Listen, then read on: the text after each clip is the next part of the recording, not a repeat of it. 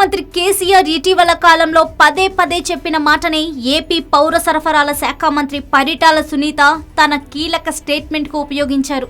ఇటీవల అసెంబ్లీ సమావేశాల నేపథ్యంలో ప్రతిపక్షాలకు సమాధానం ఇచ్చే సమయంలో సైతం కేసీఆర్ ప్రసంగిస్తూ ఎన్నికల సమయంలో ఇచ్చిన హామీలతో పాటుగా ఇవ్వనివి సైతం నెరవేర్చిన ఘనత తమదని ప్రకటించిన సంగతి తెలిసిందే.